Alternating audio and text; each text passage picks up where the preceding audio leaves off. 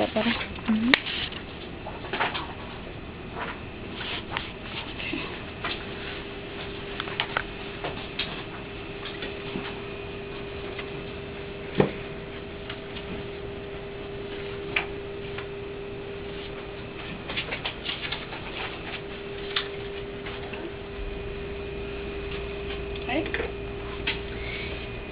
Imagine being in a 9 by 5 foot cold, damp room.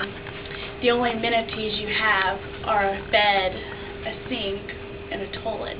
Your neighbor is in here for murder, and the only way out is to swim across a frigid, cold waters to the bay. Or, if you're lucky, you might get out and take a ferry back. That's right. You're at Alcatraz Island, otherwise known as The Rock. My boyfriend and I had the opportunity to visit Alcatraz Island this summer, and I'd like to share with you some of the experience we had on the tour there. We were advised to get advance tickets, so I got online a couple months before we went and bought the tickets, which was a good thing because we got to the pier that day and there was a line a mile long. There was no way that we were going to get tickets if we had not got them in advance. We waited in line for about 45 minutes, and when our time came, we got on the ferry and went across the water to the island. It took about 15 minutes. It was very brisk that morning because of the water coming off the bay. And when we got off the boat there was a tour guide waiting for us, and she told us a little bit about the island, different things on the island, places we could look at and how to get there and everything. And then she told us a few stories about some of the inmates and things, just to kind of get us in the mood of Alcatraz and some hearsay stories. So after that, about a 10-minute talk about it, then she let us go, and we were free to roam the island for all day if we wanted to. Just let us know that the last ferry back for the day was about 4 o'clock that afternoon, I think, so to make sure we made the last ferry back, or we were going to spend the night on the island, so we didn't want to do that. So we went to the first building we've seen, and there was a little movie playing, kind of gave you a little history of the island and some of the inmates there. Didn't look too appetizing for us, so we left and went on up to the cell house, which was quite a steep little hill up there. When we made it up there, and you don't go into the main entrance anymore. This is kind of the island here. There's a little steep hill that we went up. The main entrance is here, but you go into the side here, and it's into the basement, which is the shower entrance. And it's really neat when you went in there, because when we first went in, we were just kind of in awe. We're like, this is where like Al Capone and the Birdman and Machine Gun Kelly, those famous inmates, were like, these guys were the ones that showered here. We're like, and they had replicas of their clothing that they wore. We're like, this is where they came in. So that was kind of neat. So we rounded the bend.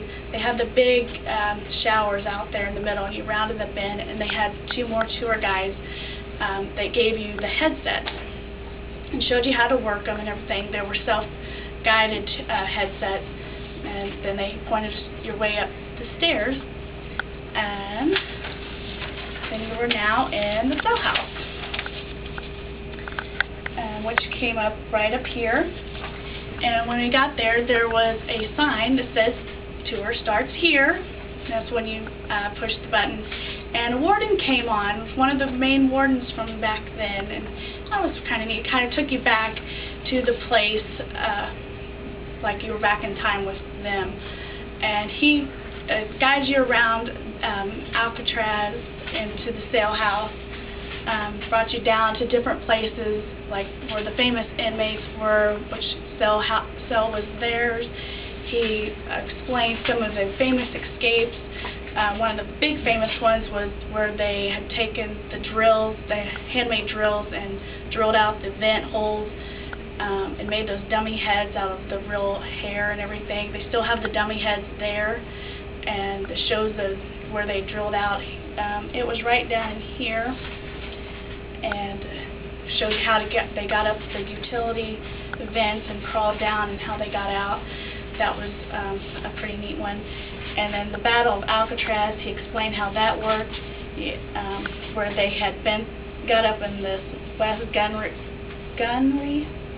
and bent the things there, the bars, and hid the key, and then they had taken some of the guys hostage and put them in these 2 cell blocks in here, and then how they had stolen the weapons and shot out some of the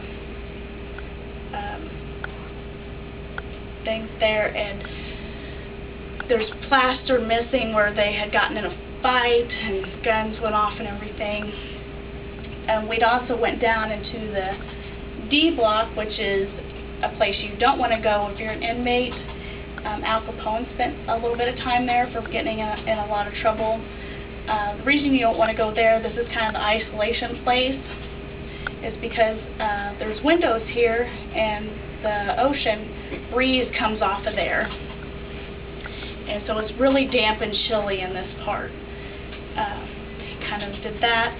Another neat thing about the self-guided tour thing is you can hear some of the background noise. So when he's telling the stories, you can hear he'll tell about the evening where they have the guitars and the harmonicas and things, and so you can hear that in the evening like you were there. If you just close your eyes, you can hear it like you were there. And then like the gunfighting and all that, you can hear it like that too. So anyway, it winds back around, and you come back into the kitchen area, and you see this big platform with the shadows of the cutlery stuff. And so if the kitchen help had anything missing, they knew exactly what it was they're missing, and that an inmate had stolen it. That was kind of neat. And then it ended up in the dining room area, and it has on the board the last meal they had there at Alcatraz, and then there's a plaque telling the last inmates that were there. So it was really neat going to the cell house. We took about 2 hours at the cell house, so we decided we didn't really want to go see anything else on the island. We were kind of worn out after that, so after that we went back down and got on the ferry because we were pretty worn out. But it was very educational. It was not anything like we would have imagined it would be. You hear stories and you see the movies, but it's nothing like that. And seeing it firsthand made it really come alive. And with the self-guided headsets and things, and where you can play it and stop it at any time you want to, or rewind it if you didn't get to hear something, and hearing all that background noise, and where you feel like you're really there, it really helped. So we had a great time at Alcatraz. So if you're ever in the San Francisco Bay Area, I really recommend it. It's really worth the money.